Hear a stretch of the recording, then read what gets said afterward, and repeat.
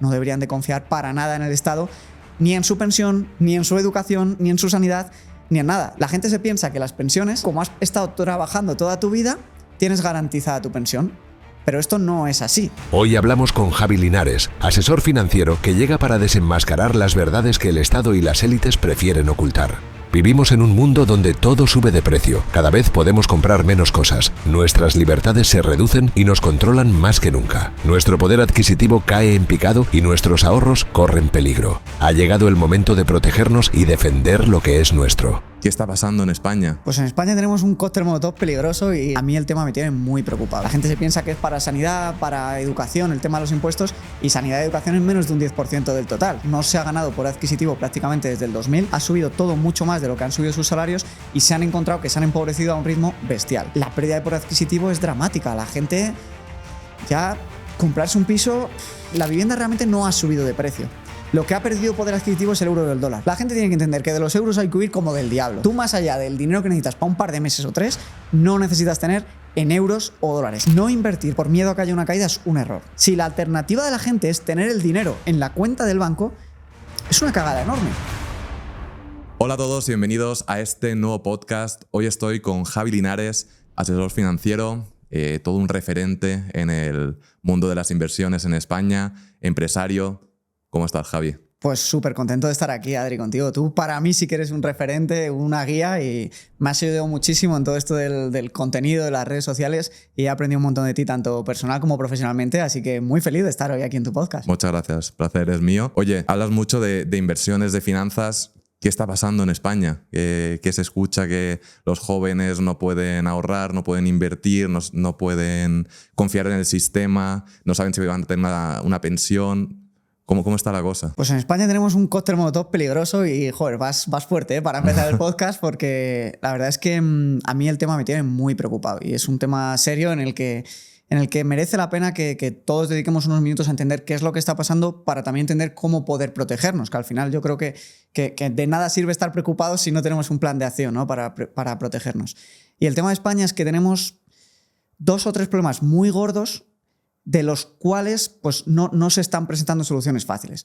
Por una parte tenemos el gran drama de que en España los salarios están muy estancados, no se ha ganado por adquisitivo prácticamente desde el 2000, los precios no paran, no hacen otra cosa que subir, y especialmente el salario de los jóvenes está muy estancado, ha subido todo mucho más de lo que han subido sus salarios y se han encontrado que se han empobrecido a un ritmo bestial.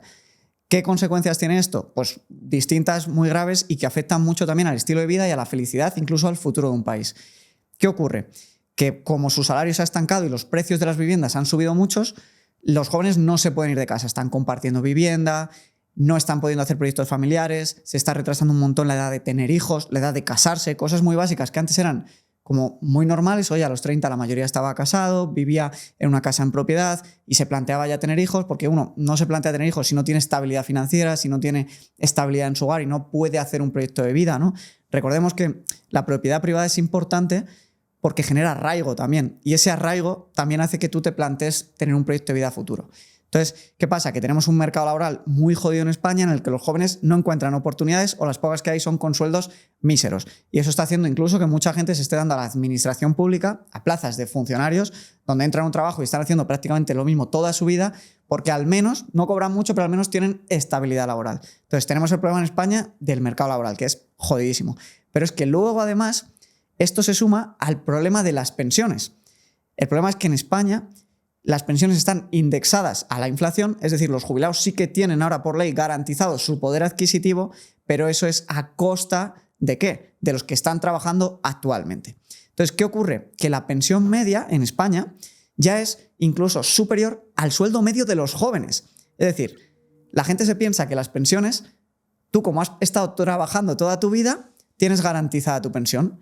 Pero esto no es así. Tú has estado trabajando toda tu vida para pagar las pensiones de los que estaban jubilados en ese momento, no la tuya.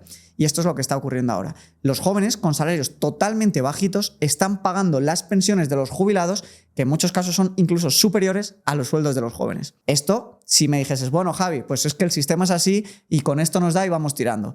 Pues bueno, sería una jodienda para los jóvenes, pero podría ser más o menos aceptable. El problema es que ni con estas se puede pagar las pensiones de los jubilados. España está recurriendo año a año a un montón de deuda para incluso quitando todos los impuestos que quita la clase trabajadora, que entre IVA, impuesto de IRPF, impuestos indirectos, tal, al final se va a un 60% en cualquier trabajador medio, ya no en clases altas, tampoco da para asumir todo el coste de pensiones, que ya es entre un 40 y un 45% de todo el presupuesto del Estado. La gente se piensa que es para sanidad, para educación, el tema de los impuestos, y sanidad y educación es menos de un 10% del total. Entonces, este es el gran drama que tenemos en España, que tenemos un mercado laboral muy rígido, contratar y despedir es un auténtico jaleo, eso hace que grandes empresas no vengan porque hay un montón de inseguridad jurídica, eso hace que los sueldos sean muy malos porque no hay, ni las pequeñas empresas pueden pasar a ser grandes, ni las grandes quieren venir, y por tanto los sueldos son muy bajos, el Estado no tiene dinero para las pensiones y por tanto sube y sube y sube los impuestos, eso hace que cada vez seamos menos competitivos y aún así pues la burra, como aquel que diría, no da para más. Entonces es un cóctel explosivo muy, muy peligroso. Sí, sin duda hay temas importantes encima de la mesa y yo creo que muchas veces se piensa que el problema es que todo está muy caro, que hay inflación, que los alquileres son caros, que las casas son caras, que obviamente es un problema, pero realmente el problema real no es ese, sino es que la gente no gana lo suficiente para poder pagar todas estas cosas. ¿Cómo llegamos a este punto? ¿Quiénes son los culpables de esto? ¿Son los jóvenes españoles que son vagos, que trabajan mal? ¿O qué es lo que pasa? Yo no creo que los culpables sean los jóvenes, porque al final los jóvenes obviamente no pueden decir su salario, ni tampoco lo productivos que son, ni por el sistema educativo que han pasado, ¿no? Y la realidad es que al final un ingeniero en España puede cobrar 30.000 y en Estados Unidos puede cobrar 150.000. Entonces, para mí, el problema es de competitividad en España. Esto hay quien lo decía, que tenemos un sistema laboral que está basado en la época franquista, cuando era súper proteccionista, se contrata a la gente, si la despides es una indemnización de la leche, y eso puede parecer que es positivo para el trabajador, pero realmente no es positivo, porque tú como trabajador realmente lo que te debería importar es que te paguen lo máximo y que te permitan estar en sitios donde puedes crecer lo máximo. En Estados Unidos, por ejemplo, no hay indemnización por despido y podrías decir, hombre, pues entonces a lo mejor se despide mucho más y hay mucho más paro. Pues no, en Estados Unidos hay pleno empleo y en España, en cambio, hay un 11% de paro. Y el despido está mucho más protegido en España que en Estados Unidos. Tú eres empresario, yo también soy empresario. Despedir es un drama. Nadie quiere despedir a los trabajadores. De hecho, lo que quieres es contratar más, porque cuando contratas es que la empresa está creciendo, que los trabajadores generan dinero y tú, sí, obviamente vas a quedarte con una pequeña parte de lo que genera, pero él también va a quedarse con esa parte. Y el que es bueno, además, siempre tiene opciones en otras empresas. Entonces, es mentira que el empresario siempre tenga la sartén por el mango y que se quede con todo el dinero que genera el trabajador, porque si eso pasase, ese trabajador bueno se iría a otra empresa donde le pagarían más, ¿no? Entonces, yo creo que hemos llegado a esta situación porque en España realmente no hay seguridad jurídica y porque tenemos un mercado laboral totalmente rígido que no permite a las empresas prácticamente crecer y que te metes en un problema cuando empiezas a tener muchos trabajadores, porque si te empiezan a acumular un montón de indemnizaciones, si creces a partir de no sé cuánto tienes que tener un comité específico para que si paridad, que si no sé qué, son un montón de cosas que no suman y que hacen mucho más difícil establecer tu empresa en España. Y que el coste también, porque al final a la gente le llega como si tú estás pagando de coste bruto 2.500 para un trabajador, a lo mejor a él le llegan 1.600, 1.700. Hay mucho dinero que se está perdiendo por el camino. Entonces, para ti una solución importante sería flexibilizar todo lo que es mercado laboral. Lo que parece que es positivo para el trabajador, que es el tema de que sea complicado despedirlos, etcétera, acaba siendo algo negativo para el trabajador, ya que las empresas contratan menos, les va a costar probablemente más también aumentar el sueldo, porque saben si aumentan el sueldo les va a costar luego más indemnizaciones, entonces como que todo está más controlado. Mientras que de otra forma, si fuese todo más fácil, pues oye, te subo el sueldo, perfecto, ganas más, lo haces mal, pues bueno, te despido, lo haces bien, pues igual viene otra empresa y como que sería todo mucho más dinámico. Y luego también, pues todo el tema de los impuestos obviamente también influye. 100%. Al final, Estados Unidos no es referente en muchas cosas, pero sí lo es en muchas otras. Y allí los trabajadores han ganado poder adquisitivo. Quiere decir esto, que sí, la inflación ha subido mucho los precios, pero los salarios han subido por encima de lo que crece el coste en general de vida, ¿no? Y esto es gracias a que hay competencia entre empresas y se están matando por contratar a los mejores, y esto hace que al final tengas que incentivarles con más y más dinero. El problema es que en España esto es muy difícil y está el mercado un poco rígido. O sea, muy pocas empresas quieren venir, muy pocas empresas quieren crecer y por tanto no hay muchas oportunidades laborales. Los jóvenes se están yendo. Había un estudio del BBVA que decía que en 2023 se fueron jóvenes por valor de 150.000 millones cada mes en España. Esto es una pérdida tremenda. Jóvenes que se forman en España con un talento brutal, pero que se tienen que ir fuera porque no encuentran oportunidades laborales en España. Comentabas antes que en España un programador puede cobrar 30.000 euros al año y que en Estados Unidos 150.000 dólares, pero cobrar más de 30.000 euros al año en España ya es considerado clase alta. ¿Estás de acuerdo con esto? A ver, si tú coges y distribuyes los salarios que hay en España, es verdad que con 30 o 40.000 euros entras prácticamente en un top 20% de trabajadores. Ahora bien, ese salario, después de impuestos, realmente no te da para vivir una vida de lo que todos nos imaginamos que es clase alta, ¿no? Para mí, esto es un gran drama que están pasando en España. Y es que el grueso de la población se ha visto empobrecida a un ritmo bestial. El otro día en Madrid quitaron las ayudas al bono transportes, que eran, no sé, si en vez de costar 20 euros costaba 5, y había gente quejándose que no llegaba a final de mes. Y es como en un país desarrollado podemos estar con este tipo de problemas, ¿no? Esta situación al final lo que hace es que los jóvenes y realmente cualquier persona tenga esa dependencia con el Estado y que dependa de este tipo de ayudas para poder llegar a final de mes.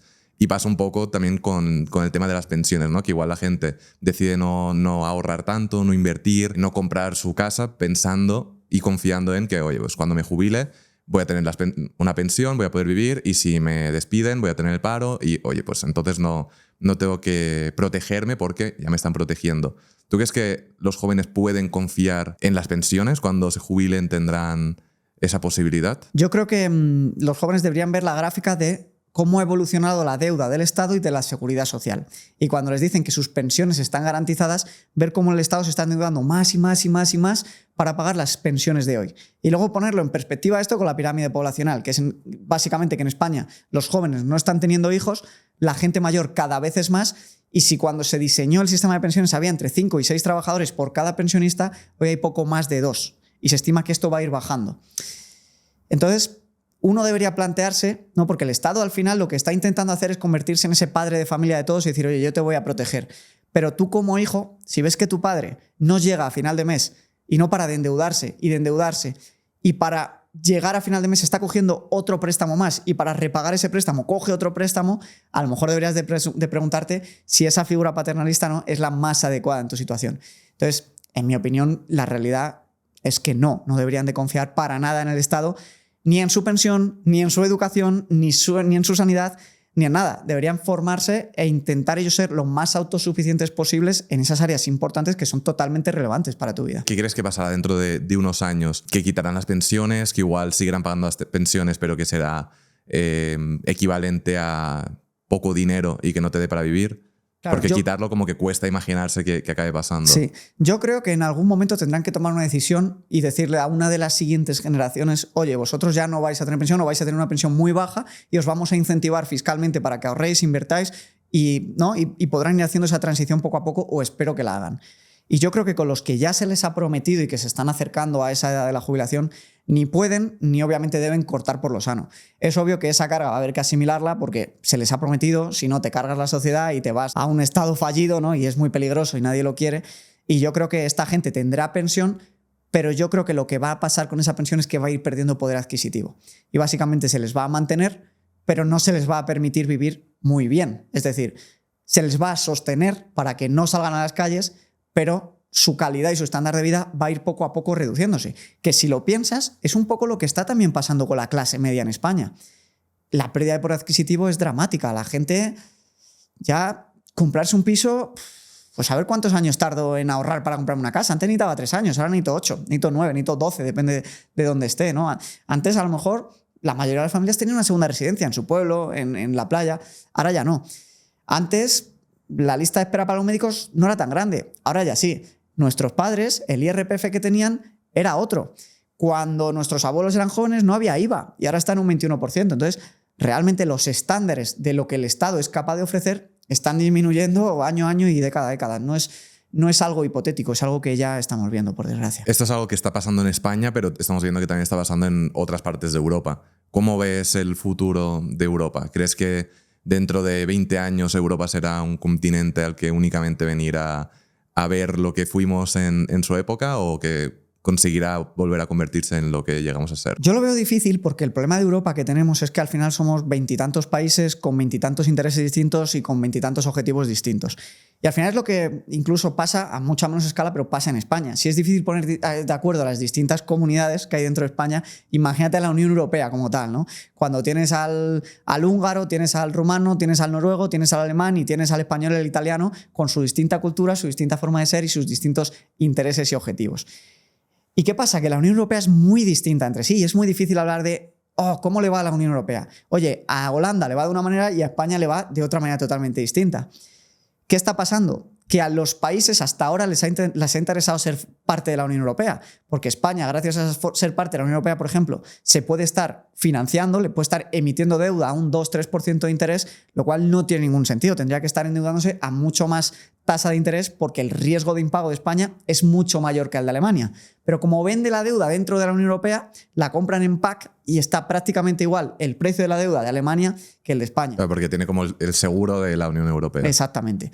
Ahora bien, estará por ver qué pasa si los países del sur menos productivos siguen endeudándose a mucho más ritmo, España, Francia, Italia, si Alemania y los países más ricos del norte nos dicen, oye, que a nosotros esto no nos interesa, porque para que vosotros os podáis financiar a este ritmo, yo tengo que tener los tipos de interés muy, muy bajos y esto hace que el euro se deprecie mucho. Es que todo está mucho más conectado de lo que la gente es consciente y todo empeora mucho, mucho más el ecosistema. Ahora había salido la presidenta de la Unión Europea, Ursula von der Leyen, diciendo que iban a emitir un plan para mejorar muchísimo la competitividad, que es donde tú ibas y lo que ahora mucha gente dice, que Europa se está convirtiendo en un centro de atracciones por su historia, por lo bonitos que son sus ciudades, sus pueblos, su costa y por lo bien que se nos da prestar servicios al turismo y que habíamos perdido interés como sitio para montar empresas, porque esto es así. Las empresas pequeñitas crecen en Europa y cuando necesitan captar financiación ya se van a Estados Unidos, que es donde está el dinero, donde se les ponen facilidades regulatorias y ahora dicen que quieren cambiar esto. Entonces, bueno, ojalá que puedan hacerlo, pero tiene muy mala pinta realmente, porque se han acostumbrado demasiado al sistema paternalista, a ese supuesto sistema de bienestar, a impuestos muy, muy altos, a regulaciones muy, muy altas, a un montón de burócratas alrededor de un montón de chiringuitos.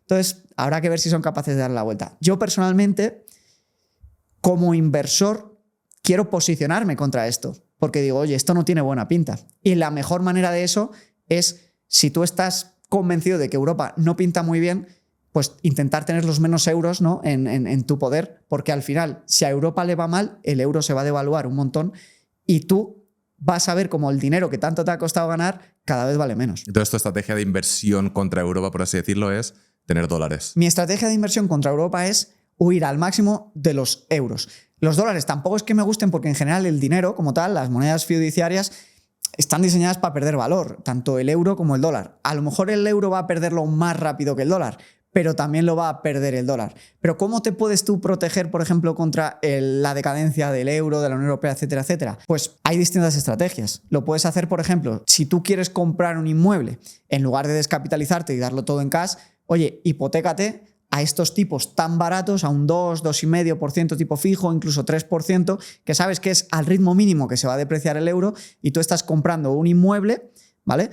Y lo que vas a hacer es ir pagándolo poco a poco con una cuota que es fija, que no va a variar, en una moneda que cada vez vale menos. Entonces tú cada vez vas a ganar más de esa moneda y tu deuda te va a representar menos en tu porcentaje de ingresos. Eso es una opción. Otra opción pues es invertir en renta variable. Otra opción es invertir en Bitcoin, invertir en oro. Hay distintos tipos de activos que lo que hacen es, oye, yo te doy estos euros que no los quiero para nada porque han demostrado desde el 2000 perder un 70 y pico % de su capacidad de pago. Entonces, quédatelos tú y yo me quedo con activos que sé que se van a revalorizar y que van a mantener mi poder adquisitivo y multiplicar mi patrimonio. Si pudieras cambiar una cosa de España, el sistema, hablamos sistema financiero español, para mejorar el país, ¿cuál sería? Si solo puedo una, fíjate que mucha gente va a pensar que va a decir los impuestos. Pues si solo puedo una, te diría que la regulación.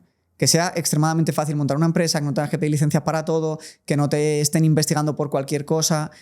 Y si puedo cambiar dos, sería la regulación y los impuestos. Creo que España es un país increíble y que con un combo regulatorio y un combo fiscal más atractivo captaría un montón de talento de todo el mundo para establecer aquí sus bases, para establecer sus empresas, para establecer la sede de sus holdings, porque es un país donde muchos trabajadores quieren ir a vivir por su calidad de vida y donde con salarios extranjeros en España se vive increíble si te permiten tener un régimen fiscal atractivo. Lo cual además es muy curioso porque hay una cosa que se llama la ley Beckham, bueno, no se llama así la ley Beckham, pero la denominaron ley Beckham, y es que si tú eres un trabajador extranjero y estás contratado por una multinacional extranjera o te contrata una empresa española, tú vas a tener 7 años a un tipo máximo del 24% de IRPF. Y en cambio al español le están clavando hasta un 50 y 60% de IRPF. Y es como, vamos a ver, o sea, el gobierno sabe que si bajamos los tipos de IRPF, atraemos talento. Y si atraemos talento, al final vamos a recaudar más, porque aunque la gente pague un poco menos de media, si hay más gente pagando, se va a recaudar más dinero. Y es como, ¿por qué solo lo hacen para la gente de fuera y no lo hacen para todos?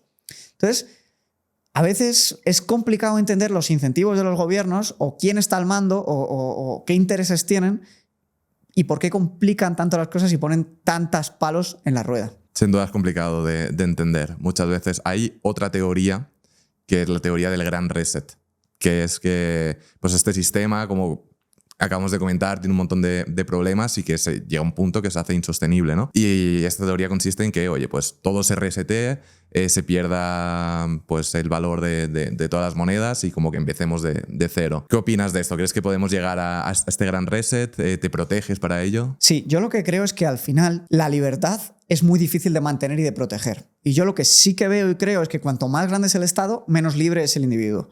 Y cuanto más grande es la carga impositiva y más paternalista es el Estado, tú le estás haciendo tus derechos y tus libertades porque él me va a proteger, pero eso tiene un coste. Tiene el coste de poder decidir, poder ser libre, poder decir qué haces con tu dinero, poder decir cómo te estableces, un montón de decisiones pequeñas que se ven influenciadas por el poder del Estado y que cuanto más crece, más pequeñito te haces tú.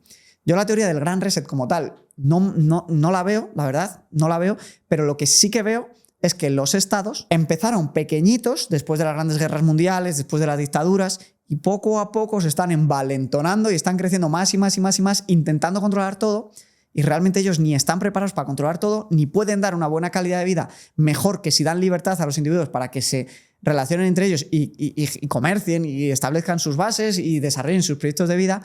Y creo que ese reset no es tanto planificado, sino sin querer. Sin querer, fruto de muchos gobernantes, burócratas, políticos, núcleos de poder que intentan tomar ellos el control, restar control y poder a la ciudadanía, y que eso está haciendo que la gente cada vez sea menos y menos libre. O sea, sin duda hay que protegerse ante esto, que tiene toda la pinta que va a acabar ocurriendo. Y hay una de las teorías más famosas, que es la teoría de las 3 banderas, que consiste en tener un pasaporte que te permita viajar por el mundo, un pasaporte que sea aceptado a nivel internacional, tener tu dinero en un país con protección bancaria, con seguridad jurídica, y vivir en un país que tenga baja fiscalidad.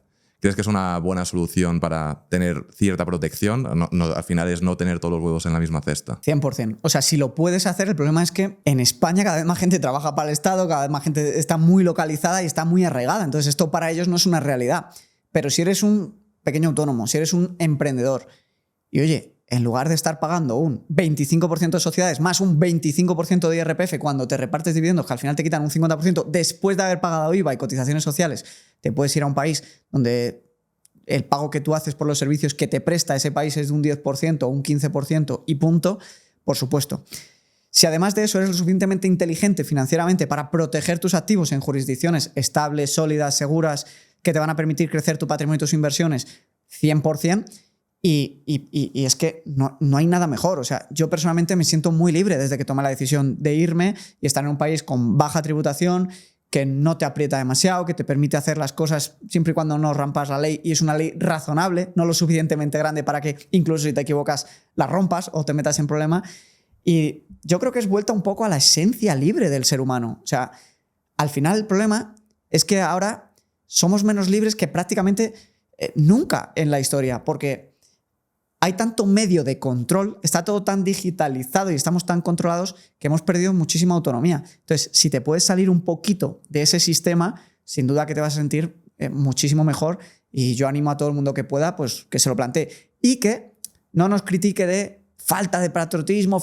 Mira, la realidad es que un país es una entidad que se ha creado ahí de manera al cabo de los años, un poquito generando identidad nacional, pero que está ahí para prestarte ciertos servicios. Y tú no eres un árbol, es decir, tú donde naces no echas las raíces y no te puedes mover. Tú eres un individuo y tú incluso mejoras el país si ese país va con mal futuro y te vas.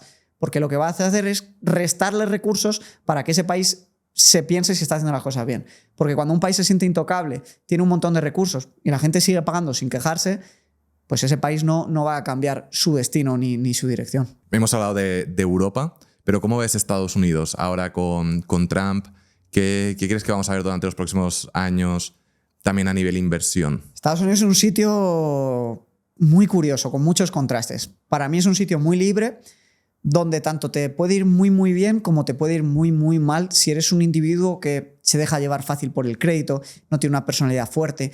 No hay un sistema social detrás como que te vaya, ¿no?, a acoger y que te vaya a volver a poner en tu lugar. Entonces, a mí, que soy un amante de la libertad, me gusta mucho. Volviendo a Trump, que era tu pregunta, y volviendo a qué va a pasar con Estados Unidos, yo lo que veo claro es que Estados Unidos es un agujero negro de capital. O sea, el talento más grande se está yendo allí a montar sus empresas, está siendo contratado por las multinacionales allí. Lo vemos con la evolución de la productividad de Estados Unidos contra la Unión Europea, las patentes, la capitalización de sus empresas. Hasta 2008, más o menos, la Unión Europea era como Estados Unidos en cuanto a producción de capital, registro de patentes, productividad. Desde 2008, Estados Unidos ha hecho como un por 3 en comparación con Europa. ¿Qué va a pasar con Trump? Pues sinceramente no se sabe, porque Trump es una persona que muchas veces dice una cosa y está buscando la contraria. A la hora de invertir allí como empresario, me parece que puede tener mucho sentido. Dice que va a bajar los impuestos al 15% a los que fabriquen en Estados Unidos, que va a desregular. Esto siempre es positivo al final para el empresario. Ahora bien, volviendo un poco al tema de la moneda, del euro y del dólar, hay que entender también qué ha hecho Trump para entender qué va a hacer. Trump, cuando llegó, fue uno de los presidentes que más déficit también generó en Estados Unidos, es decir, que más gastó y que menos recaudó, ¿no? Es decir, endeudó muchísimo al país. Y tiene pinta de que esta vez, por mucho que él diga que no va a hacer lo mismo con el Department of Government Efficiency que ha montado, el Departamento de Eficiencia Gubernamental con Elon Musk, que se llama Doge, como la meme coin esta y tal, yo creo que dice que va a hacer una cosa y que va a hacer la otra. Él no tiene preocupación por controlar o sea, él dice que quiere controlar la inflación, pero no le preocupa, porque, por ejemplo, en el podcast con Joe Rogan decía que a él la deuda de Estados Unidos no le preocupaba, porque con todos los recursos naturales que tenía Estados Unidos podían pagar la deuda de sobra. Entonces, yo sinceramente creo que es muy positivo a largo plazo para Estados Unidos, para el ecosistema emprendedor y para sus empresas que esté Trump, porque está poniendo un stop muy grande a toda la regulación, a todo este ecosistema que se había creado en los políticos, en las asociaciones, en las ONGs, de estar metiendo sus manazas en todo, estar diciendo constantemente a la gente cómo tiene que vivir su vida. Y yo creo que eso es muy positivo, dejar a la gente, ¿no?, que haga, no poner trabas, quitar dificultades y dejar a los empresarios que creen riqueza, que es lo que realmente se les da bien. Entonces, yo creo que para Estados Unidos vienen buenos años en lo económico, y siempre que lo económico mejora, lo social también mejora. Entonces, yo creo que vienen muy buenos años para Estados Unidos. Entonces, ¿dirías que es interesante invertir en empresas de Estados Unidos o en el país en general? Sí, si quieres, por hablar de Estados Unidos, la mayoría de la gente lo que entiende es el SP500 al final. Yo creo que el SP500 a largo plazo siempre es la mejor inversión que puede haber. Ahora hay mucha discrepancia porque el SP500 está valorado a precios muy altos. O sea, si, por ejemplo, por poner un ejemplo con las casas, ¿no? Si una casa vale 100.000 euros y la alquilas por 10.000 euros al año, pues el PER de esa casa, el Price to Earnings Ratio, el precio que tú pagas, son 10 años de beneficios, ¿no? Pues es verdad que el SP500 está a unos niveles bastante altos ahora de beneficios, porque la gente pues está muy exultante con todo el tema de la IA, con todo el tema de Trump, con todo el tema de que van a bajar los tipos de interés. Y eso hace, cuando miras en el contexto histórico, que estemos en uno de los momentos de precio más alto relativo al SP500 y que solo tengan sentido si realmente estas empresas van a ser capaces de aumentar mucho los beneficios.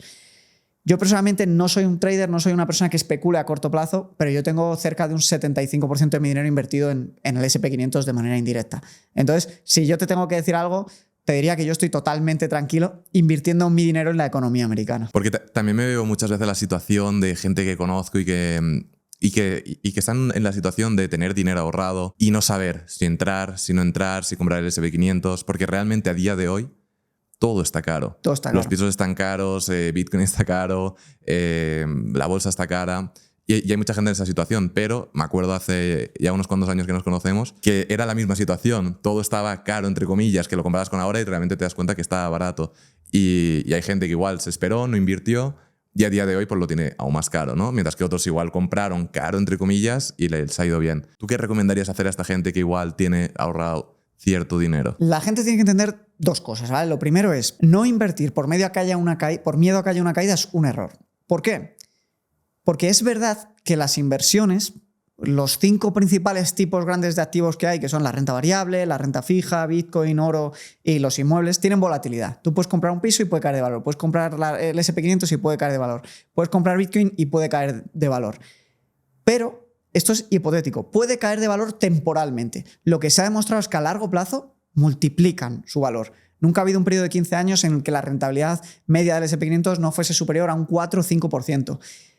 La peor franja histórica del SP500 del mercado americano se dio de 1929 a 1949, cuando pasó el crash del 29 y pasó la Segunda Guerra Mundial. Y aún así, en ese periodo de 20 años, el SP500 subió un 4% anualizado de media. O sea, fíjate, eso no quiere decir que si justo invirtieses un día antes del crack del 29, te comieses una caída grande en las acciones. Pero si tú luego lo dejaste una década o 2 décadas, tu dinero se multiplicó. Esto hay que ponerlo en contrapartida para ver si es buena inversión o no con la alternativa. Si la alternativa de la gente es tener el dinero en la cuenta del banco, es una cagada enorme, porque el dinero cada año mínimo pierde un 3%. Y esto además no es a lo mejor pasa, esto pasa. Cada año todo lo que te rodea va a subir de precio y los euros en tu cuenta y los dólares no. Por tanto, tú vas a tener los mismos euros, pero su poder de compra va a ser mucho más bajo. Entonces, no hay que plantearse nunca si invertir o no, sino cómo, ¿no? Y esta pregunta que tú haces es muy buena. Si una persona es nueva a la hora de invertir, debe plantearse lo siguiente, es ¿cuál es el peor caso posible que me puedo enfrentar a la hora de invertir, ¿no? Ya sea, por ejemplo, en el SP500. Pues oye, es verdad que el SP500 3 o 4 veces en la historia ha tenido años de caer un 40%. Esto te puede pasar. Entonces, si tú eres un inversor nuevo, a lo mejor te da respeto entrar con todo tu dinero de golpe, porque si cae un 40%, aunque la estadística ha demostrado que a los 3, 4 años ya has recuperado tu nivel inicial y vuelve a crecer, a lo mejor no estás preparado y no duermes tranquilo por las noches e incluso cometerías el grave error de vender tus inversiones en pérdidas. Para evitar esto, hay una cosa que yo recomiendo mucho a la gente que empieza, que es el DCA, se llama Dollar Cost Averaging. Básicamente, en vez de entrar de golpe, oye, dices, tengo 100.000 euros y quiero empezar poquito a poquito porque no quiero que mi dinero vaya perdiendo poder adquisitivo y quiero ya empezar a invertir. Pues divido estos 100.000 euros, por ejemplo, en 3 años, que serían 100.000 entre 36 meses, pues un poco menos de 3.000 euros al mes. ¿Y qué pasa? Que tú empiezas a invertir y tú ya empiezas a ver cómo va el mercado. Un día sube un 0,5, otro baja un 1, otro sube un 2. Te empiezas a adecuar a esa volatilidad. La volatilidad al final para mí es como el precio a pagar por que tu capital se vaya multiplicando y que vaya creciendo por ti sin tú tener que trabajar, ¿no? Entonces, cuando te acostumbras a esa volatilidad y empiezas a invertir y como en 2018 ves que cae un 20%, pero al año que viene, al año siguiente ya prácticamente se recupera y al siguiente estás en ganancias y luego te llega el 2020 y ves que en un día casi cae un 20% por lo del COVID, pero que incluso el mercado a final de año acaba ganando dinero, tú dices, ostras, esto no es tan grave. Ves fluctuar un poquito mi dinero no es tan grave porque yo estoy viendo que al final, a la larga, mi dinero se va a multiplicar. E incluso cuando tengo 3 veces lo que he metido, ¿qué más me da que caiga un 30%?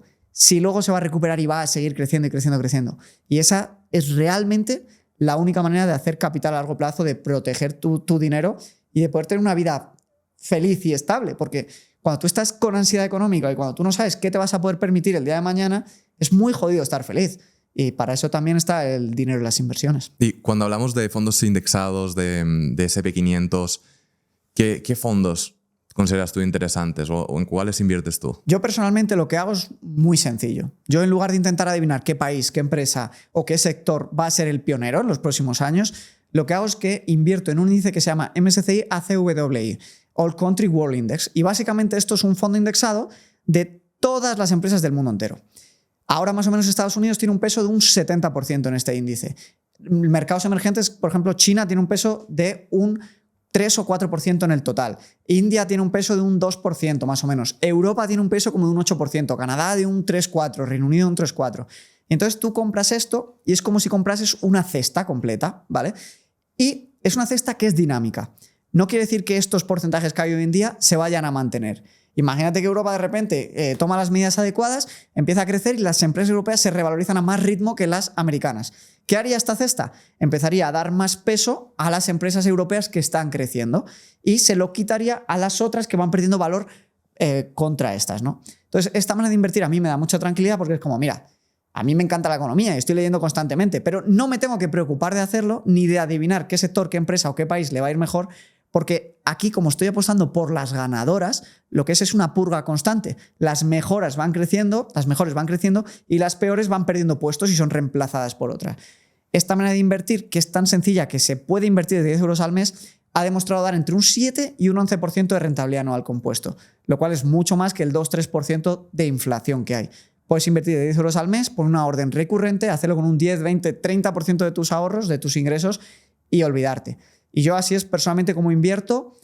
Ahora en este momento un 70-75% del dinero que tengo invertido. Y únicamente inviertes en uno. Únicamente invierto en uno. Luego hay otra estrategia también en el mundo de la bolsa que es muy popular, que me imagino que no seas muy fan o sí. A mí, por ejemplo, no me parece la más interesante, que son los dividendos. Que es algo que le llama mucho la atención a la gente porque da esos ingresos recurrentes. ¿Qué te parecen los dividendos? Claro, al final hay que entender uno qué está buscando a la hora de invertir. Yo lo que estoy buscando es multiplicar mi patrimonio al máximo porcentaje posible dentro de la seguridad y el riesgo que quiero asumir, ¿no? Entonces, como yo quiero multiplicar mi patrimonio al máximo ritmo, lo que he visto que históricamente más rentabilidad da es no centrarte en empresas de dividendos, sino en el grueso del mercado. Ojo que como estoy invirtiendo en fondos indexados, hay empresas de dividendos dentro de estos fondos indexados. Pero lo que hace el fondo indexado por ti es recoge estos dividendos que paga la empresa y ¡pum!, los utiliza para comprar más acciones de estas mismas empresas, para que la bola de nieve sea mayor, el interés compuesto sea lo más alto posible, no tengas que pagar impuestos por los dividendos que recibes y por tanto se revalorice al máximo ritmo. Ese es el punto en el que yo estoy, fase de acumulación. Si yo pasase a una fase de distribución, es decir, quiero coger mi capital y convertirlo en rentas para sustituir mi trabajo, pues los dividendos son muy buena opción. ¿Por qué? Porque hay empresas que pagan un 5-6% de dividendos, es decir, del dinero que tú inviertes te pagan un 5-6% anual y tú puedes recibirlo y vivir de este dinero. Está estupendo. Pero tú piensas una cosa como empresario. Si tú tienes una gran empresa, una multinacional, y te estás matando con otras empresas por mantener tu market share, ser competitivo, ser disruptivo en esta época digital, yo a lo mejor como inversor prefiero una empresa que no dé dividendos a sus inversores y que utilice ese dinero para reinvertirlo en el negocio, para crecer y para conseguir más rentabilidad en la apreciación de la acción. Al final las ganancias en bolsas vienen de dos sitios, ¿no? Como tú muy bien dices, los dividendos, que es sencillamente que el dinero que le sobra a la empresa lo reparte a sus inversores, o la apreciación de la acción. Oye, esta empresa está ganando market share, está creciendo mucho, está comiendo a sus competidores y la gente está dispuesta a pagar más por su acción. Hay acciones que combinan las dos cosas, que crecen y que además dan dividendos, como Coca-Cola, McDonald's y muchas otras. Y hay acciones que lo han hecho estupendamente bien, dando mucho porcentaje de dividendos, como estas que acabamos de comentar. Pero luego hay muchas otras, como Microsoft, Apple, que aunque dan dividendos muy bajitos, un 0 y pico %, o Amazon o Tesla, que han crecido un montón sin dar dividendos. Entonces, lo que es un error que mucha gente comete al principio cuando empieza a invertir es por esa sensación de sueldo, porque muchas veces la gente invierte en dividendos como por, es que esto lo conozco, esto es como un sueldito, ¿no? Como mis ingresos activos, ¿no? Pues creen que es más seguro invertir por dividendos por el hecho de que reparten dinero mes a mes o trimestralmente, y resulta que están invirtiendo en una acción que sí da un 3% anual en dividendos, pero oye, la gráfica lleva 20 años sin subir, como pasa por ejemplo en el caso del BBVA o del Santander o de un montón de empresas así. Entonces, los dividendos me gustan, pero hay que saber cómo utilizarlos. Luego hay otro tipo de activo que es sin duda el más famoso en España, que es invertir en inmueble. Comprarte tu casa y esa es como la gran inversión. Tú hace años compraste un apartamento en Madrid, te lo vendiste, te salió súper bien, pero aún así no eres especialmente fan de la inversión inmobiliaria. ¿Por qué? Claro, lo que la gente tiene que entender es que no hay una inversión mejor que la otra. De verdad, no la hay, ¿vale? Hay una inversión para cada tipo de inversor. Y cuando tú vas a preguntarte en qué vas a invertir, tienes que preguntarte qué quieres conseguir, cómo quieres que sea la gestión de esa inversión, si te va a llevar tiempo, si no, si te va a atar a un sitio concreto, cuántos impuestos vas a tener que pagar, si te puedes mover libremente. Y la inversión en inmuebles tiene una característica muy buena, muy buena, que a mí me da pena no poder comprar inmuebles en España al no ser residente fiscal porque tengo peores condiciones que si viviese allí fiscalmente, y es la gran ventaja que te puedes apalancar, te puedes hipotecar, lo que empezábamos hablando en el podcast. Hipotecarse al final es coger una deuda a 30 años a tipo fijo, en la que tú sabes exactamente cada mes de todos los años que están por venir cuánto vas a tener que pagar por esa deuda. Entonces tú estás comprando a precio de hoy un activo que en 30 años solo por la inflación va a subir a un 2-3% anual y que el alquiler de ese activo sabes que va a ir subiendo como mínimo el IPC y la inflación y si no, más aún. Y tú en cambio sabes que esas rentas van a subir pero que la deuda que tú tienes no, es fija. Entonces, en ese sentido los inmuebles son muy rentables, sobre todo cuando lo haces con hipoteca. ¿Por qué yo dejé de invertir en inmuebles en España? Bueno, yo me fui de allí. Al no ser residente allí en la Unión Europea, los tipos que tenías que pagar de impuestos eran muy altos y luego con los inmuebles pasa una cosa que la gente no suele tener en cuenta. La cantidad de deuda que tú puedes coger por un inmueble es limitada. Normalmente es del 30% de tus ingresos, más o menos. Entonces, ¿qué pasa? Que esto hace que comprar un inmueble e hipotecarlo hace que los primeros años sea muy rentable porque tienes mucha deuda, tú has dado muy poquito para comprar ese piso y entonces te han prestado dinero el banco. Y en los primeros años, esa rentabilidad que tú estás obteniendo por el alquiler respecto al dinero que tú has puesto es muy alto porque tú das un 20%, pero estás recibiendo la renta íntegra del valor del piso, no del 20% que tú solo has puesto. Entonces, en esos años la inversión en inmuebles es muy rentable, pero cuando vas pagando deuda, digamos que la rentabilidad ya va bajando bastante. En mi caso concreto, compré el inmueble en 2015, después de la gran crisis financiera, lo compré por 120.000, se revalorizó, lo vendí a 190.000 en solo 6 o 7 años. ¿Y qué pasa? Que yo dije, ostras, este inmueble se ha revalorizado mucho, yo ya solo tengo de deuda 50.000 euros sobre los 190.000 que valen, la renta que estoy sacando sobre los 140.000 que podría sacar de ese piso y colocarlo en otro sitio es muy baja en porcentaje de rentabilidad, ¿no? Entonces, sumado eso a que tenía que estar pendiente del inquilino y todo esto, yo me planteé que ya no quería seguir en ese momento invirtiendo en inmuebles. Ahora bien, es una muy buena inversión, especialmente con el primero que puedes hacer aprovechando tu capacidad de apalancamiento para multiplicar tu dinero y aprovecharte de esa apuesta contra el euro, que al final es lo que es la hipoteca. Y aquí está la gran duda, ¿no? que tiene la gente. ¿Vale la pena comprar la casa donde vas a vivir? ¿Vale más la pena alquilarla? ¿Cuál es tu opinión al respecto? Mira, yo si quieres te cuento lo que yo he hecho, ¿vale? Perfecto. Yo personalmente, ahora, a día de hoy, esto no lo he contado en mi canal todavía, no sé cuándo saldrá el podcast, no sé si será primicia o no, pero prácticamente lo va a ser, me he comprado la casa donde voy a vivir. Pero yo siempre tuve claro que no me iba a comprar la casa donde iba a vivir hasta, punto número 1, no saber dónde quería estar al menos los 5, 6, 7 siguientes años. Punto número 2, no hubiese crecido profesionalmente lo suficiente para no tener que pensar, oye, igual me tengo que ir de este país para conseguir una buena oportunidad laboral. Y punto número 3, no tuviese dinero de sobra para que el porcentaje de la entrada fuese un porcentaje pequeñito de mi patrimonio. Porque el error para mí de comprar tu vivienda para vivir es cuando coges el dinero que tienes y lo metes solo en la entrada de la vivienda donde vas a vivir y te descapitalizas un montón. Y ese dinero lo podrías haber usado para crecer profesionalmente, montar un negocio, mudarte a otro sitio y conseguir un montón de beneficios que hiciesen que ganases mucho más y que luego te fueses a poder permitir un piso mucho mejor. Y esta es la magia de esto. Yo ahora, después de 12 años como emprendedor, me he comprado mi vivienda para vivir, pero el dinero que he dado en entrada para esa vivienda es inferior a un 20-15% de mi patrimonio total. Y podría haber comprado esa casa en cash y haberla pagado sin ningún problema. Obviamente no voy a hacer eso nunca porque prefiero hipotecarme, coger esa deuda a largo plazo y tener mi dinero bien diversificado y en un montón de activos, ¿no?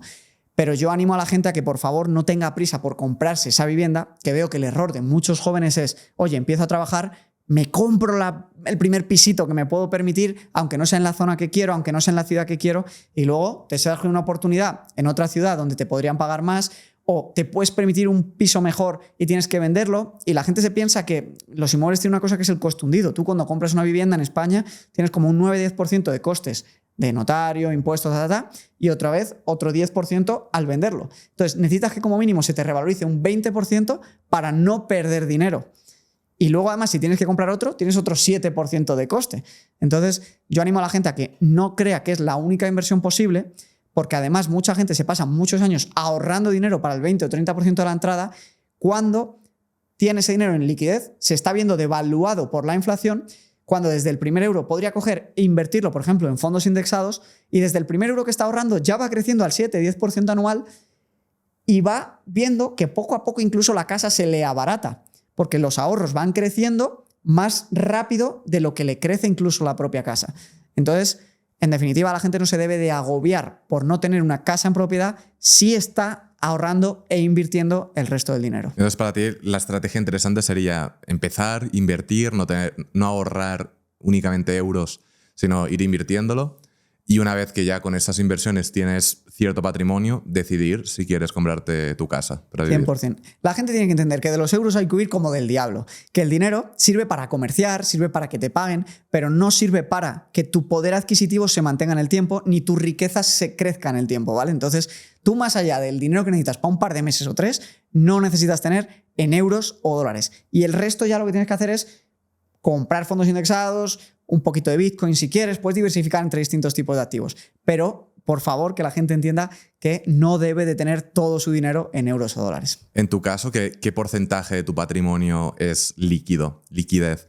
Entiendo que es... ¿Euros o dólares? Exacto, entiendo que es mayor que lo que debería ser, porque al final tienes empresas y te hace falta tener dinero. Ahora mismo yo creo que está en un 7% de mi patrimonio la liquidez, y de verdad que es porque al final tengo obligaciones con mis trabajadores que no quiero incumplir si se dan malos meses, entonces tengo la liquidez necesaria para hacer frente a 4 o 5 meses de gastos y el resto está totalmente invertido en más o menos un 70% renta variable a través de fondos indexados y un 30% Bitcoin. No hablas de renta fija, de bonos. ¿No te gusta esa clase de activo? ¿Sabes qué pasa? Que para empezar, yo no se las recomiendo a un perfil joven que esté con una fase de acumulación de patrimonio, de crecimiento, que sepa que sus ingresos van a ir creciendo o que son estables y predecibles en el tiempo, porque al final la renta fija es un instrumento protector, ¿vale? Sirve especialmente cuando hay turbulencias en el mercado históricamente y hay recesiones muy gordas y bajan los tipos de interés, la renta fija suele revalorizarse. Entonces compensa la caída en renta variable con la subida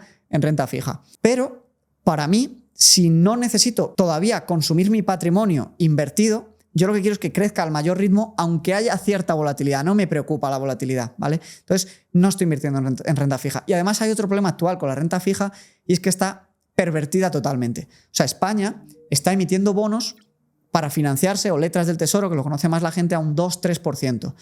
Esto no tiene ningún sentido con el déficit que tiene España y con la situación geopolítica de España. Tendría que estar mucho más alto los tipos de interés que pagan, ¿vale?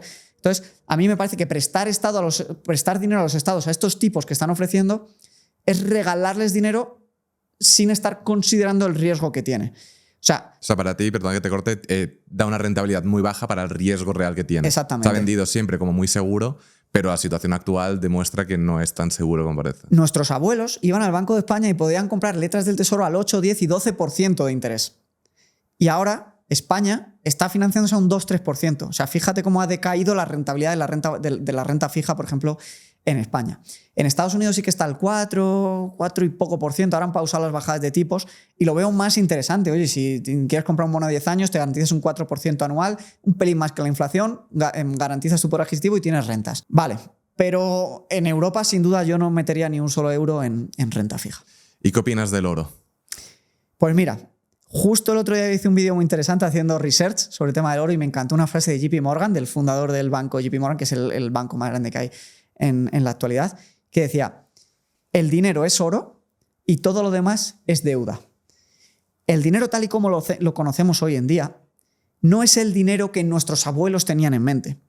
El dinero que nuestros abuelos tenían en mente tenía su respaldo en metales preciosos. Había monedas que estaban respaldadas por oro, monedas que estaban respaldadas por plata. ¿Y qué pasaba? Que se devaluaba a un ritmo mucho más bajo. El oro para mí es la auténtica manera de mantener tu poder adquisitivo.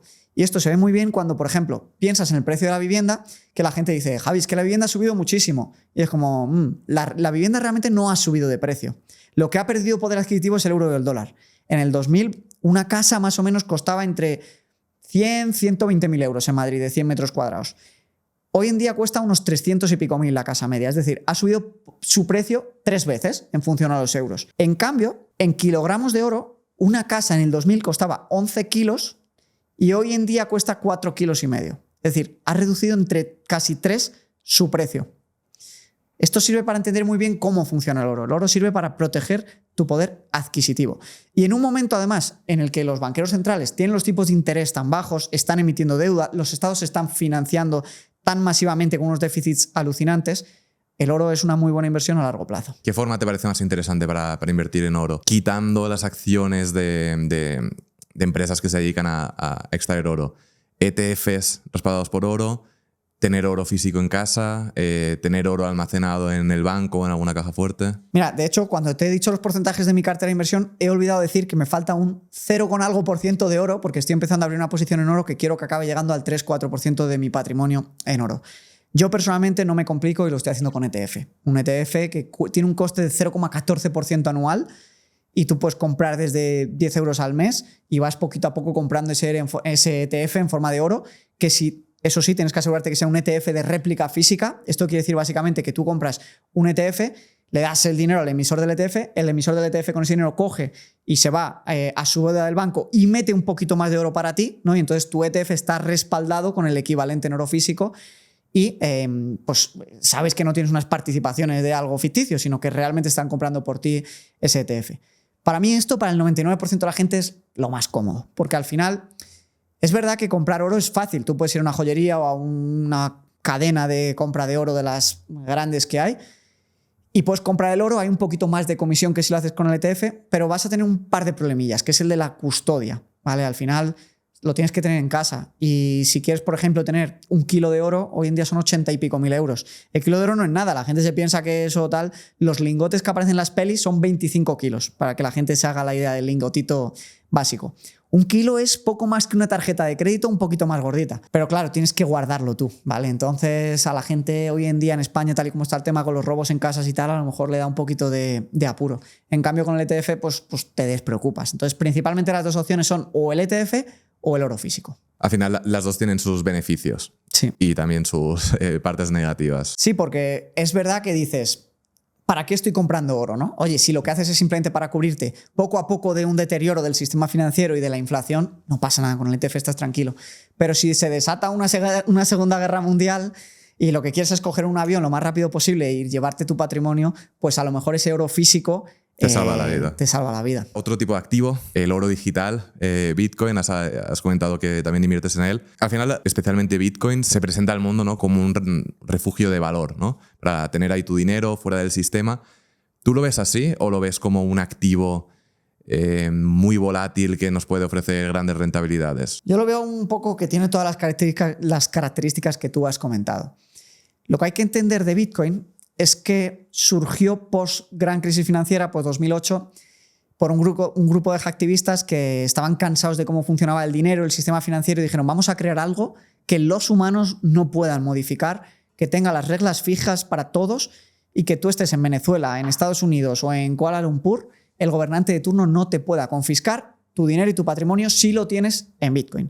Y crear una red que es la leche, que no se ha visto nunca en la humanidad, que está totalmente descentralizada y que ningún político puede meter su manaza y confiscarte tu dinero siempre y cuando tú tengas almacenado en frío tus Bitcoin, ¿no? Si lo tienes en los exchanges, eso ya es otra cosa, ¿no? ¿Qué características en cuanto al sistema financiero tiene Bitcoin que me gusta mucho?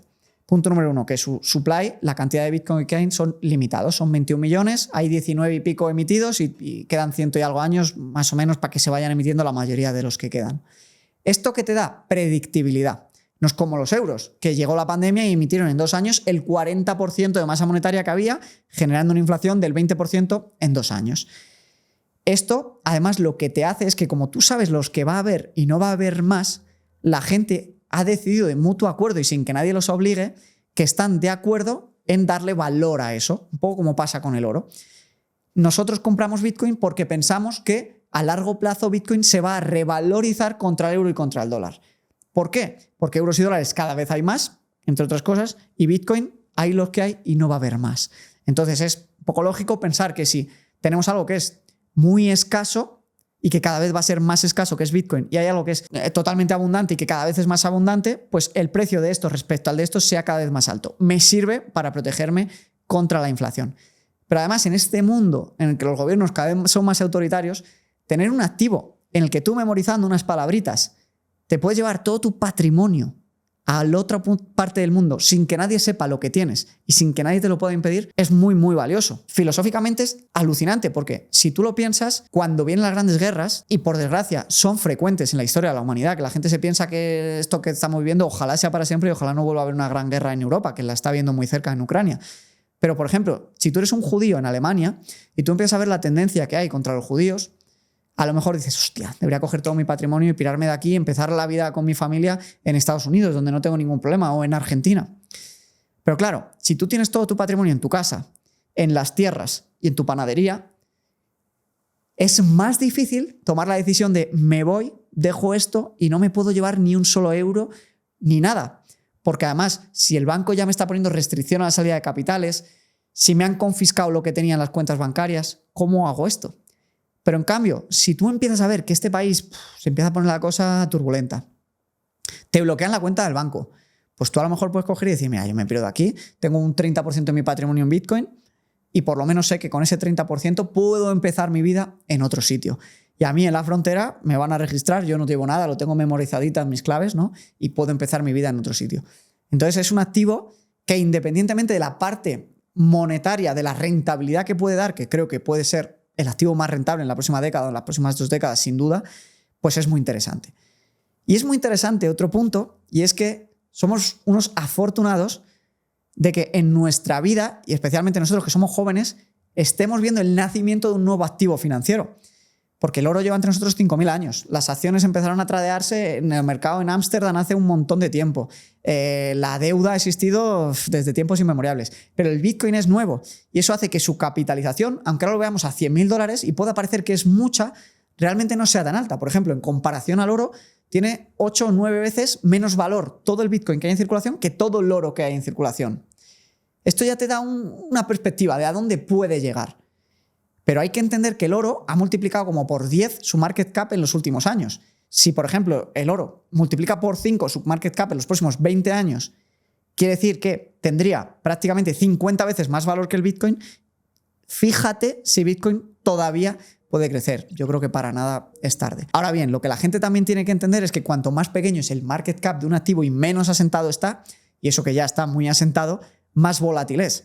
No es lo mismo invertir en el S&P 500, que la volatilidad es alta, pero bueno, tú sabes que más o menos se va a recuperar y es predecible, ¿no?, lo que pueda llegar a ocurrir o no dentro de cierta volatilidad, que en Bitcoin. Bitcoin te puedes comer un periodo de 5 años, a lo mejor no ha pasado nunca, pero te podrías llegar a comer un periodo de 5 años donde inviertas y tengas menos dinero del que has invertido. Pero yo creo que si inviertes vista una década, sin duda que es una gran inversión. ¿Y cuál es tu estrategia con Bitcoin a largo plazo? ¿Tienes pensado vender? ¿Tienes pensado pasárselo a tus hijos? Claro, uno tiene que pensar cuando invierte para qué quiere el dinero, ¿no? Es decir, yo ahora mismo no tengo ninguna necesidad de convertir mi patrimonio en dinero porque genero mucho dinero con mis empresas y lo que hago es lo contrario, coger el dinero que me generan mis empresas y comprar más inversiones, ¿no? Porque es la manera real de conseguir llevar tu patrimonio en buena forma al futuro sin que la inflación lo erosione. Entonces, mi estrategia de inversión es que Bitcoin no supere un 20-30% de mi patrimonio. ¿Vale? Cuando esto ocurre, dejo de comprar Bitcoin e invierto más fuerte en renta variable, por ejemplo. O ahora estoy abriendo esta posición pequeñita poco a poco en oro. Entonces, yo el día de mañana no pienso vender mis inversiones hasta que no necesite vivir de ellas, ¿no? Porque esto es lo que la gente tiene que entender. ¿Para qué vendes? ¿No? Oye, si vendes porque tienes una, yo qué sé, imagínate dentro de 10 años que dices, mira, voy a vender un 30% de mis inversiones porque ya quiero la segunda residencia de mis sueños para empezar a crear memorias ahí con mis hijos y quiero mejorar esa parte de mi lifestyle. Pues ok, genial, ¿no? Pero vender para tener el dinero en liquidez no lo vería adecuado nunca. Entonces, tu estrategia es ir acumulando, ir creando patrimonio para que en el momento en el que igual quieras dejar de trabajar, tener ese dinero, o bien te quieres comprar algo o lo que sea, pues lo vendes y te lo compras. Exactamente. Al final, para mí las inversiones es la única manera de verdad de proteger tu capital y hacer que se multiplique sin ti. Entonces, o le voy a dar un uso distinto, es decir, o lo voy a convertir en algo que me quiero comprar con un porcentaje pequeño, o si ya me quiero jubilar, por así decirlo, y no voy a tener empresas o negocios y quiero empezar a hacer rentas esas inversiones, pues sí que podría mirar de ir poco a poco vendiendo un pequeño porcentaje o convertirlo en inversiones que den rentas como los dividendos o como una pequeña parte de inmuebles o este tipo de estrategias, digamos, ya de distribución del patrimonio. A lo largo de estos años has ido conociendo un montón de inversores, un montón de emprendedores, empresarios que van invirtiendo su dinero. Estoy seguro de que te has encontrado con errores que se van repitiendo. ¿Cuáles dirías que son los errores más frecuentes? Y no estoy pensando en ese inversor novato que está empezando, que ahí pues obviamente se cometen errores, pero creo que se entiende bastante bien cuáles son. Pero en un inversor un poquito más experimentado, ¿qué errores suele cometer? Yo creo que hay 2 errores principales, o 3, mejor dicho, que es pensar que por asumir más riesgo vas a tener mucha más rentabilidad. Es decir, la gente que dice, mira, yo es que los fondos indexados me aburren, porque da entre un 7 y un 10% de rentabilidad, que yo me voy a poner a hacer trading con meme coins o trading con acciones para llegar a más de un 10%, porque un 10% es poco. Eso es un error garrafal, porque muy poca gente es capaz de conseguir sostenidamente más de un 10% de rentabilidad. Y el riesgo que asumes para intentar sacar más de ese 10% y la energía mental que te conlleva y el tiempo que te conlleva hace que le tengas que dejar de dedicar tiempo a tu negocio, a tu trabajo, que de verdad te podría traer más dinero y sería más rentable a largo plazo que no intentar no coger esa faceta de inversor súper activo y creerte que eres Warren Buffett. El segundo error para mí es no tener ni un poquito de fondo de emergencia. Y eso me ha pasado a mí. En 2020 estaba plenamente invertido, llegó la pandemia, mi empresa se paralizó, no tenía ingresos, tenía todo el dinero en inversiones que habían caído un 30, un 40%, algunas en el caso de cripto y tal, y era como, ostras, no puedo vender mis inversiones en pérdidas y no tengo fondo de emergencia. Y me tocó liquidar parte de mis inversiones en pérdidas, lo cual es una tremenda putada y por eso ahora siempre el tengo error número 1, ¿no? ese fondo de emergencia a largo plazo. Y luego quizá el tercer error es no elegir una inversión con la que te sientas cómoda. ¿Vale? Al final, puede que haya inversiones más rentables que otras. Yo pienso, por ejemplo, que la bolsa a largo plazo, quizá quitando Bitcoin, es lo más rentable por su eficiencia fiscal y por el interés compuesto tan grande que tiene, más incluso que los inmuebles. Pero ahora bien, si tú te da pánico el tema de la bolsa, no lo entiendes, no lo controlas, no dominas, pues a lo mejor tampoco es para ti esta inversión, aunque sea buenísima. Y a lo mejor harías mejor quedándote con los inmuebles, o harías mejor quedándote con oro, o harías mejor creándote. Al final hay 5 activos principales que los puedes combinar como quieras y que depende cómo los utilices, te dan carteras con más rentabilidad y menos volatilidad, carteras menos rentables pero con muy poquita volatilidad, ¿no? Entonces, cada uno tiene que invertir con lo que se sienta cómodo y se vaya tranquilo a dormir. Porque al final, como no estés cómodo con tus inversiones, te vas a estresar y los humanos bajo estrés tomamos malas decisiones y vas a acabar vendiendo en un mal momento, quedándote fuera, comprándolo cuando suba, volviendo a vender cuando baje. Y esto lo he visto. Gente muy inteligente en sus negocios que le empiezan a decir, no, tú en private equity, no, tú en criptomonedas, no, tú en Bali, en casas de no sé qué. Y empiezas a invertir en cosas que no conoces, no dominan, no entiendes.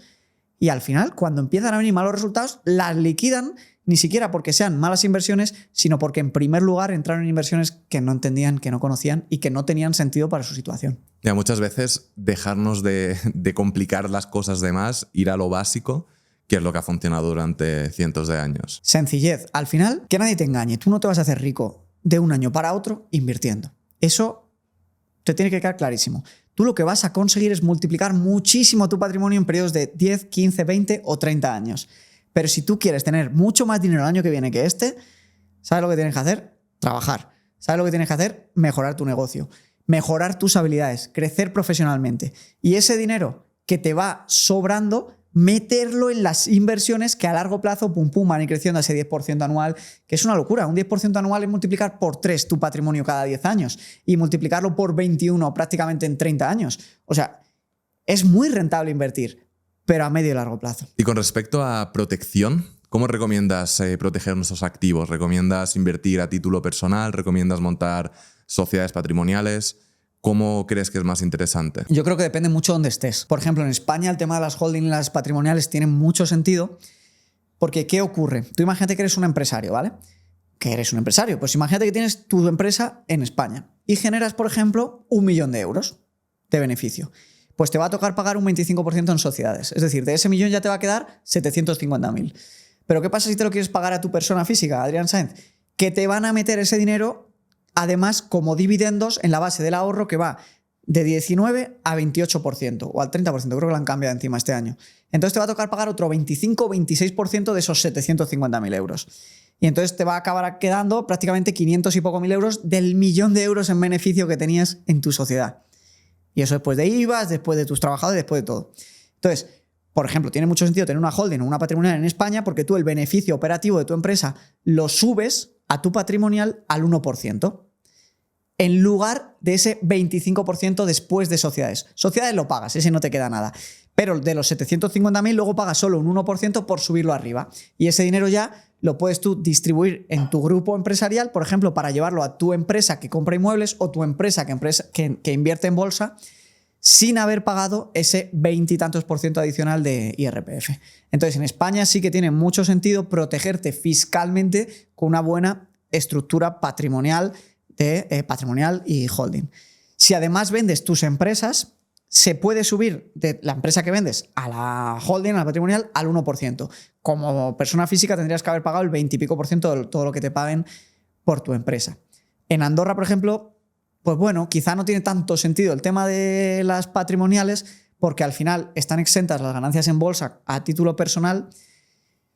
Incluso como empresa se paga algo. Entonces depende mucho dónde uno tenga el dinero. Básicamente cuanto menos dinero tengas, más fácil es. Al final, si tú puedes invertir 200, 300, 500, 1.000 euros al mes, 3.000 euros al mes, despreocúpate, no pasa nada. Invierte en un banco regulado, en el país en el que estés, en la Unión Europea, en Estados Unidos, y oye, que el interés vaya creciendo, que tu patrimonio vaya creciendo. Obviamente, cuanto más patrimonio tienes, sí que tienes que pensar más en casos extremos. Te tienes que empezar a preocupar de, vale, como ya tengo mucho patrimonio del que preocuparme, a lo mejor un porcentaje bajito de mi patrimonio me tengo que pensar cómo protegerme en el caso de una guerra mundial, en el caso de que este país se vuelva dictatorial, en el caso de que haya problemas, ¿no? Pero eso yo creo que solo tiene sentido cuando ya tienes más de 5, 10, 15 millones en patrimonio. Hasta ese punto realmente no tiene mucho sentido pensar en abrirte dinero en otras jurisdicciones, tener otras cuentas de banco, pagar más dinero porque te custodien tus inversiones en bancos porque están en Suiza o están en Luxemburgo o están en Estados Unidos. Yo creo que hasta esos patrimonios no merece la pena diversificar geográficamente. Quizá a partir de ese patrimonio, 5 millones, sí que tiene sentido que tengas un poquito en oro físico distribuido, yo qué sé, en Dubái, en Estados Unidos y en Uruguay, en jurisdicciones un poco distintas y seguras en el mundo, ¿no? Por si se dan eventos totalmente extraordinarios. Pero eso es caro, eso ya cuesta dinero, eso hace que la rentabilidad de tus inversiones se reduzca.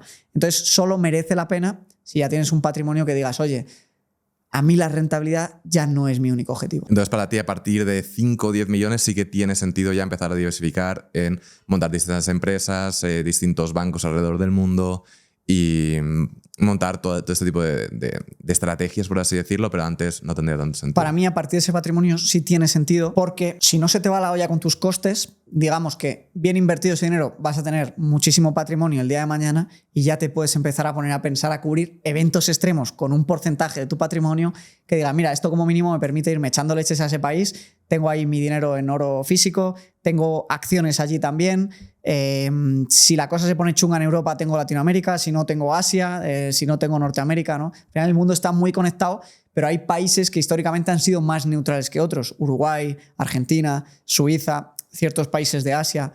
Entonces, a partir de ese patrimonio, al final tiene sentido cubrir riesgos extremos. También hay otra estrategia que hemos hablado más de una vez, que es tener dos bases. Vivir en un sitio, pero tener en otro país pues también tu casa, tener también ahí tu empresa, tener todo e ir moviéndote en los dos sitios. Creo que también es una estrategia bastante sencilla o relativamente sencilla de hacer, que te permite estar bastante más protegido que viviendo en un sitio. Sí, total. Al final la mayoría de multimillonarios suelen comprar residencias gracias a inversión, ¿no? Invierto no sé cuánto en empresas del país o tengo allí no sé cuánto dinero invertido y me dan la residencia para poder ir y venir sin problemas, o incluso tengo mi casa para ir un mes y medio y el resto del año si quiero alquilo o si no la tengo vacía. Esto ya son cosas que cada uno tiene que ir viendo en función de su lifestyle y de cómo quiera vivir su vida. Pero ya es una parte de inversión que no busca tanto rentabilizar, sino proteger lo que uno tiene. Si te parece, Javi, pasamos a hablar un poco de tus empresas.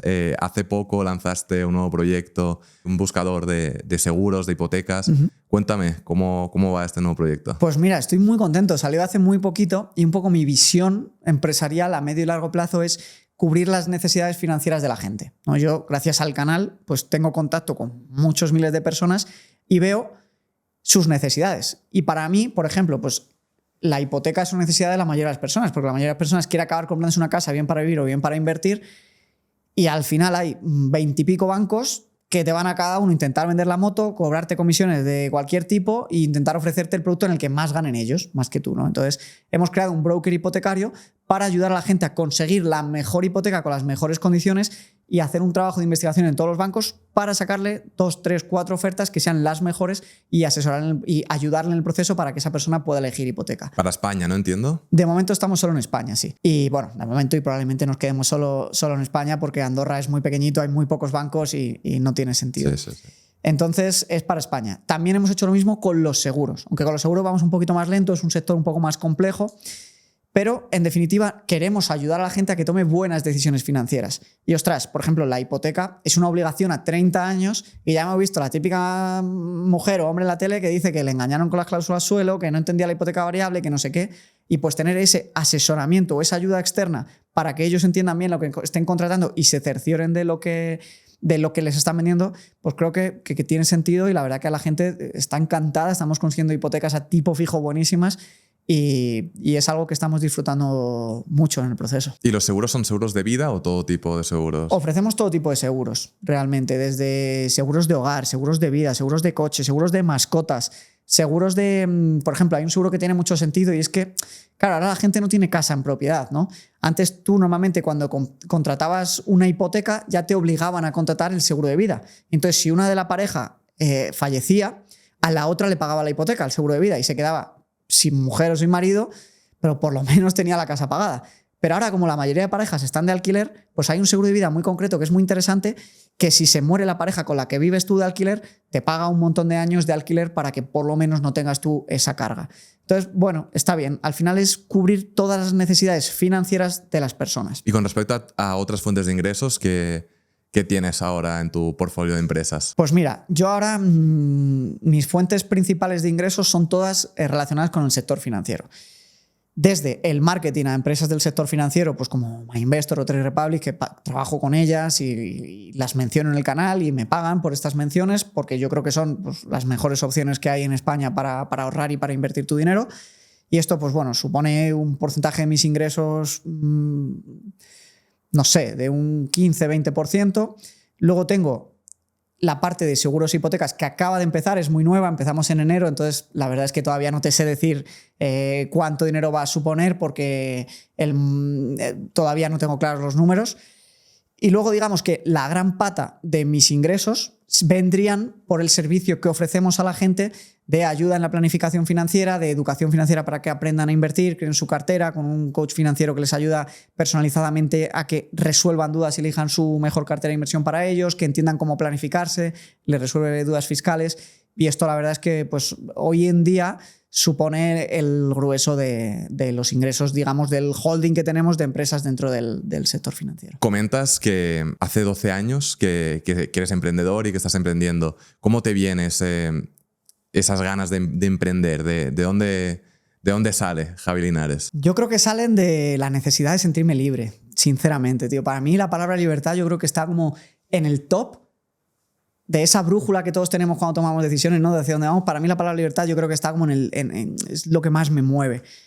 Y al final yo he intentado trabajar desde muy pequeñito. Desde los 14 años arbitraba partidos de básquet y no tenía un fin de semana libre porque arbitraba 6-7 partidos todos los fines de semana desde los 14 años. Entonces empezar a ganar dinero desde joven me hizo ver que cuanto más gano, más libre soy, más cosas puedo hacer, mejores camisetas me puedo comprar, puedo invitar a mis amigos a tomar un frappuccino con 15 años, que en ese momento te sentías el rey, ir a Starbucks y sentirte de puta madre, ¿no? Entonces, esa hambre que yo tenía la canalicé en ganar dinero. Al principio con trabajos. Hacía mudanzas, arbitraba partidos de básquet, hacía, yo qué sé, todo lo que podía por ganar 4 eurillos cuando uno es joven, ¿no? Los típicos trabajos Side hustles. Side hustles, que dirían los americanos, ¿no? ¿Y qué pasa? Que esa hambre de ganar dinero se convirtió en hambre de aprender cómo la gente ganaba más dinero.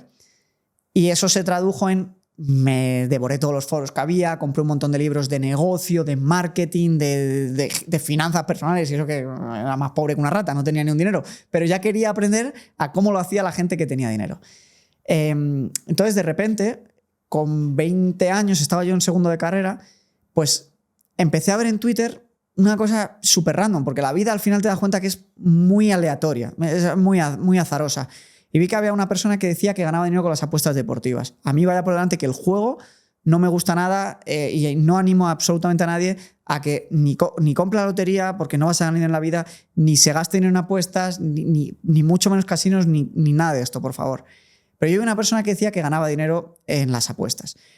y vi que él ponía lo que estimaba que iba a pasar en los partidos antes de que ocurriesen. Y al principio no le di importancia, pero vi que lo iba haciendo sostenidamente durante meses. Y ya dije, ostras, esto a ver si aquí hay dinero. Más como inversión que no como hobby, como vicio, porque incluso mis amigos iban al Sporting, lo típico, comidas de hasta €1 larguísimas, y a mí de verdad que no me gusta absolutamente nada. Pero cogí un Excel, porque yo siempre he sido muy analítico, y empecé a apuntar los pronósticos que él daba antes de que se jugasen y luego a llevar la contabilidad de las ganancias durante otros 2 meses. Y vi, ostras, este tío realmente está ganando dinero. Y dije, voy a ver cómo yo he llegado a él, porque antes las redes sociales, los algoritmos eran más sencillos que ahora. Básicamente te salía gente que tú seguías o gente que seguían amigos tuyos en tu timeline. Y vi que un amigo mío del cole, de toda la vida, le seguía. Y le escribí, le dije, tío, me dijo, sí, esto es un tipster, un pronosticador deportivo, y le llevo siendo 6 meses y la verdad que muy bien.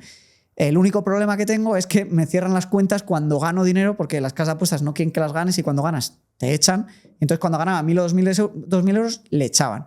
Me dijo, si me dejas tu cuenta, yo apuesto y vamos a medias con tu cuenta. Y dije, venga, vale, pues vamos a probar. Y el tío en un mes pues ganó como 1.500 euros en mi cuenta y dije yo, ¿esto qué está pasando aquí? Aquí hay oportunidad de ganar dinero.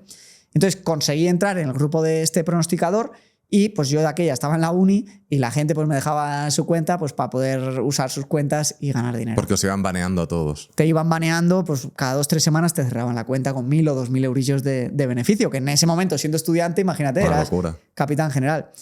Entonces, cuando esto me ocurrió, que me bloquearon las cuentas de mis amigos y familiares y la mía personal y tal, dije, a ver, ¿qué hago yo con esta información? Sé cómo se puede ganar dinero, pero no la puedo explotar porque me echan de las casas de apuestas. Y entonces se me ocurrió montar una plataforma donde a estos pronosticadores que de aquella no estaba profesionalizado y trabajaban en Twitter, en Telegram, estaban por ahí sueltos, les voy a dar un espacio donde poder verificar su actividad, es decir, que no pongan un tweet con un pronóstico o un mensaje en Telegram que nadie puede ver si esto es real, sino que puedan subirlo a una plataforma, que un tercero, que éramos nosotros, verifique eso, que la cuota es correcta, que todavía no ha empezado el partido, y luego cuando haga el partido que verifique cómo ha ido el pronóstico y que lo vaya generando un histórico de estadísticas. Y les llevamos el marketing y, oye, nosotros nos quedamos un porcentaje de las ventas de los pronósticos y les hacemos crecer, les trabajamos la marca personal y todo esto. Y entonces, pues, este fue mi primer emprendimiento. Fue un poco del fruto de he ganado mi primer dinero, pero no sé cómo seguir ganando dinero, pero tengo las herramientas para ganar dinero y qué creo para poder seguir explotándolas, ¿no? Y fue esta primera plataforma de marketing, que al final, como todo en la vida, te va llegando al siguiente paso. Gracias a la plataforma y gracias a lo que gané, me enfoqué mucho en aprender cómo gestionar ese dinero, porque yo había visto gente en mi entorno que había ganado más incluso dinero que yo, pero que como eran unos descerebrados, habían perdido ese dinero. Y entonces para mí, la parte de finanzas personales e inversiones se volvió muy relevante en mi mente. Era como, tengo esta gran oportunidad, me está entrando mucho dinero con 20, 21, 22 años, no sé cómo me va a ir en el futuro, porque en plan, esto de los pronósticos, ¿cuánto puede durar? ¿No? Igual no dura mucho tiempo. Entonces era como, lo tengo que gestionar de la mejor manera posible. Y entonces me enfoqué muchísimo en toda la parte de finanzas, toda la parte de aprender habilidades para el día de mañana poder montar otro negocio con el dinero que yo iba ganando por si este se truncaba. Ese fue como tu gran miedo, ¿no? El a ver cuánto dura esto. Entonces voy invirtiendo y lo quiero hacer bien para no empezar de cero. Yo vivía con miedo porque era como, tío, yo tengo 21 años y estoy ganando dinero con esto que parece irreal, ¿no? Y entonces quiero asentar este dinero, que crezca y que el día de mañana, si este negocio se va al garete, poder montar otro con ese margen de maniobra. Y de hecho, no se acabó yendo al garete, pero algo muy parecido pasó cuando en 2020 llegó la pandemia, se paralizaron todas las competiciones deportivas y estuve 3 meses sin poder trabajar en la empresa porque no había nada que hacer. Pero como durante todo ese tiempo yo me había estado formando un montón sobre marketing digital, redes sociales, había creado el canal de marketing de YouTube de la empresa, el canal de Instagram, ya tenía 50 o 60.000 seguidores en YouTube, el de la empresa, yo dije, a mí esto de los pronósticos no me gusta, esto de las apuestas no me gusta realmente, no me llena, quiero dedicarme a algo que me guste mucho más. ¿Y qué fue en ese momento? Dije, voy a explicar mi camino como emprendedor y sobre todo me voy a centrar en la parte de la gestión del dinero, de las finanzas y las inversiones para ayudar, motivar y enseñar a otros jóvenes y no tan jóvenes a cómo invertir su dinero y crear un patrimonio.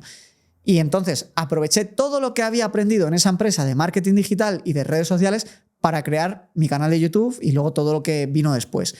Y esto me gustaría que la gente lo entienda, y es que mucha gente se queja porque no le gusta dónde está en este momento, pero no se da cuenta que si no se esfuerza, aunque ese no sea su negocio favorito o ese no sea su trabajo favorito, luego no le va a salir la oportunidad de poder aplicar esas habilidades en otro sitio donde sí le guste más, e incluso donde haya más potencial de ganancias, más potencial de crecimiento, que a mí me ha pasado, ¿no?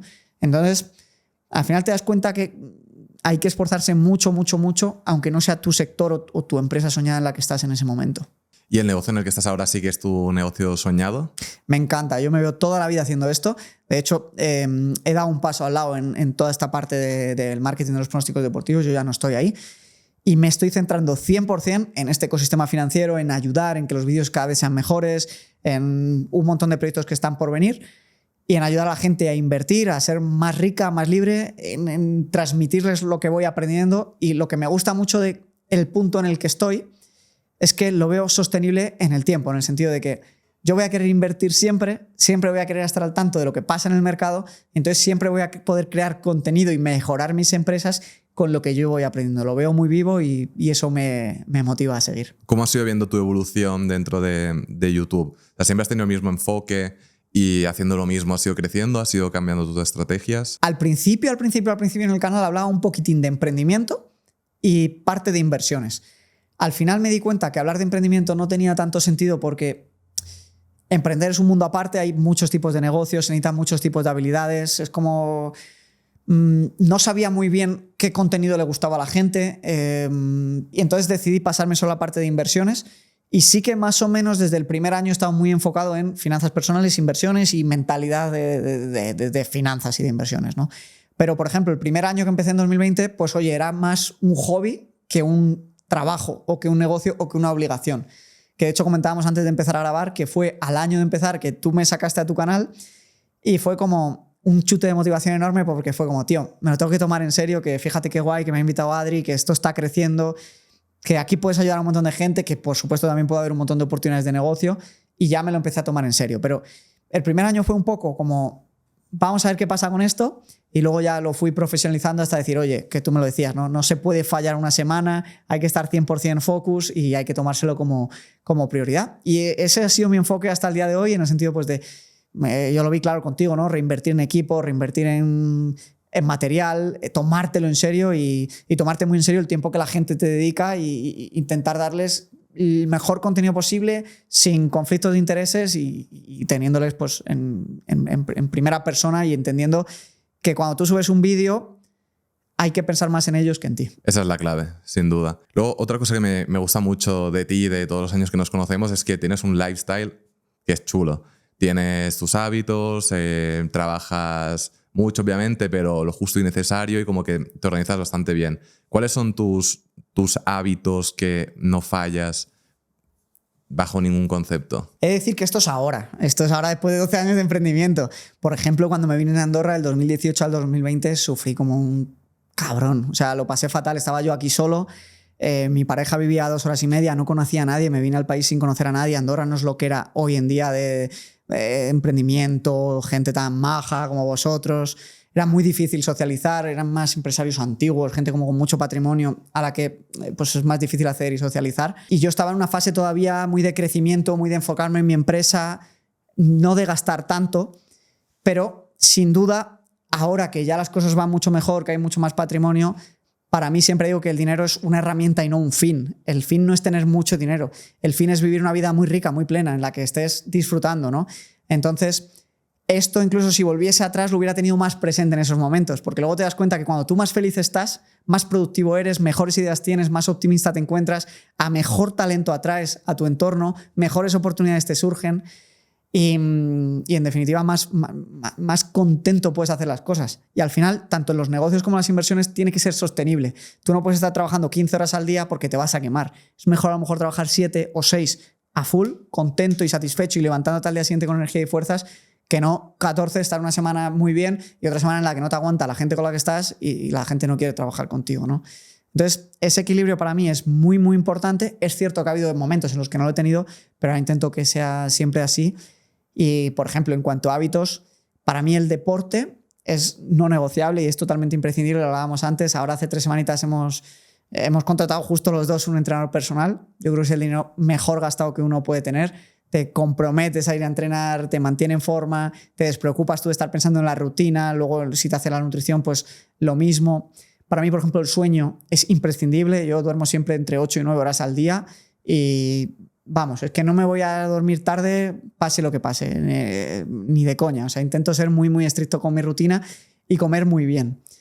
Y entonces, esos 3 hábitos hacen que tu máquina, que es tu cuerpo, que es donde está tu mente, pueda funcionar bien. Y si tú estás bien, te encuentras sano, te encuentras en crecimiento, te encuentras que no tienes problemas de salud, luego el resto es encontrar cosas que te ilusionen y ver la vida como muy a largo plazo y muy con optimismo, ¿sabes? O sea, donde estás hoy no es donde vas a estar mañana. Igual hoy no está muy bien, pero tío, si hoy curras, mañana estarás en un lugar mucho mejor. Y yo soy un claro ejemplo de ello, porque la vida que tengo ahora no la tenía hace 10 años y mucho menos hace 20. Entonces es importante que la gente lo entienda.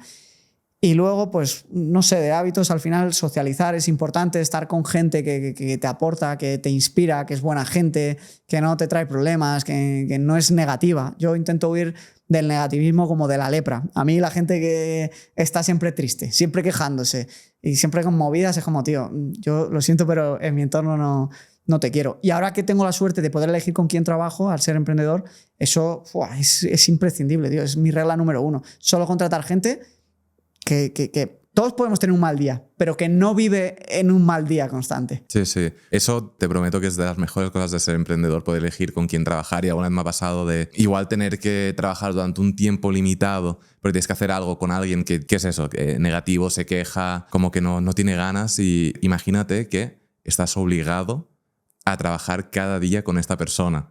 Pero en nuestro caso, bueno, si no quieres trabajar, pues dejas de colaborar y ya está. Pero imagínate eso todos los días, debe ser una locura. Para mí, eso es de las peores partes que tiene ser funcionario o trabajador en un trabajo normal, que pierdes control absoluto de tu entorno. Sí, sí.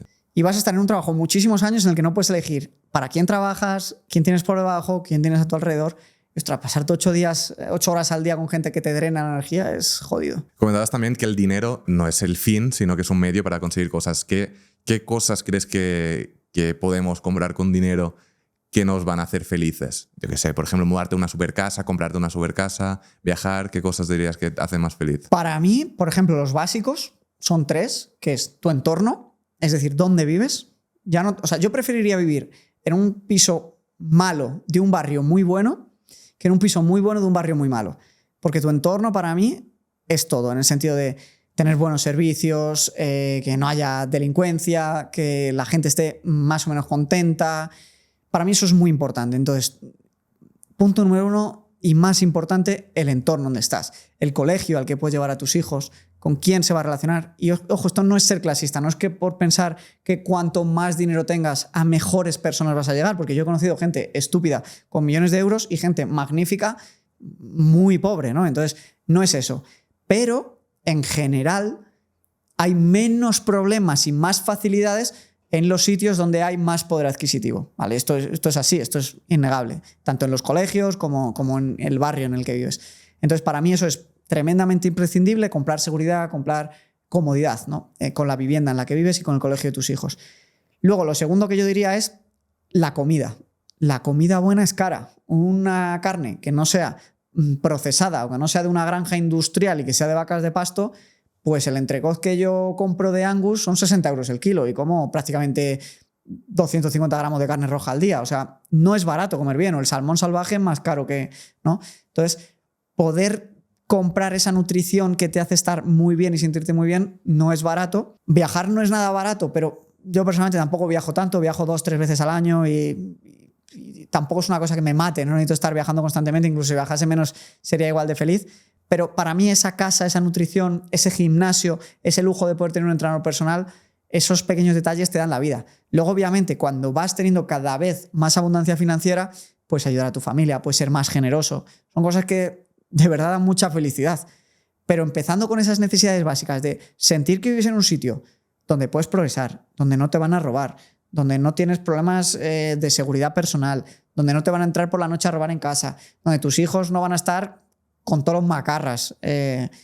Para mí eso es impagable y para eso hace falta algo de dinero, claro. Y viendo ahora toda tu vida, toda tu carrera, ¿hay algo que cambiarías? ¿Hay algo de lo que te arrepientes? Esto es muy típico, ¿no? O sea, si cambio algo y no estoy donde estoy, prefiero no cambiar nada, ¿no?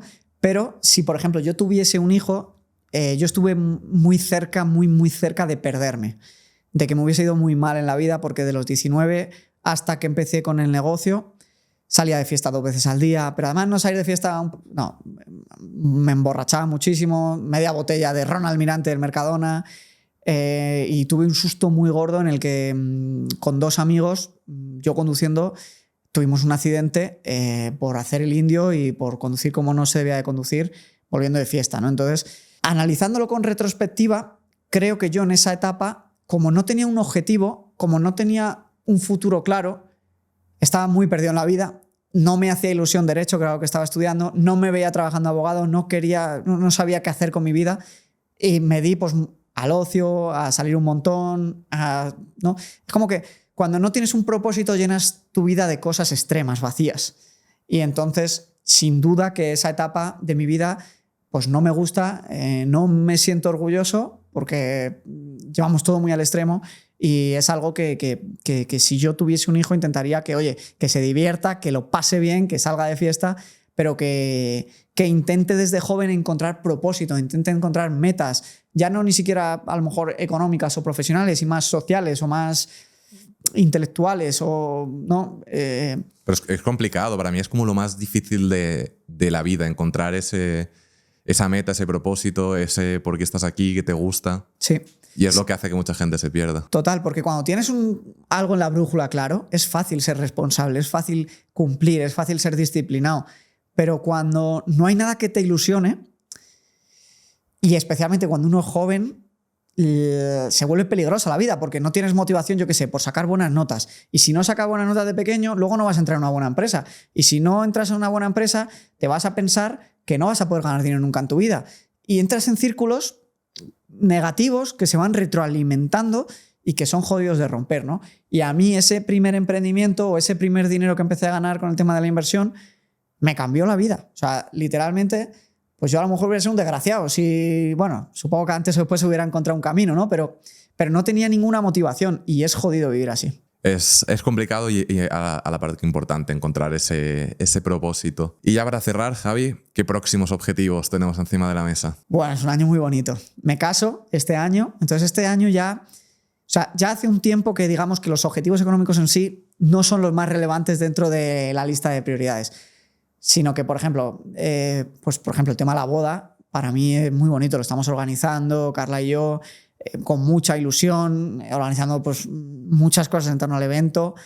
Nos mudamos este año, que hemos comprado una casa, un piso, y esos son los 2 grandes eventos de este año. No, al final uno ya cuando pasa los 30, este año ya cumplimos 32, ya empieza a pensar un poco en esa siguiente década y en cómo quiere pasar su próxima década. Y por ejemplo, para mí, yo sé que en los próximos 10 años voy a ser, si todo va bien, voy a ser más tiempo padre que no. Entonces ya empiezas a pensar un poco en cómo cuidar un poco esa faceta tuya y cómo hacer que eso llegue y que lo puedas disfrutar, ¿no? Y te empiezas a comer la cabeza con un montón de cosas.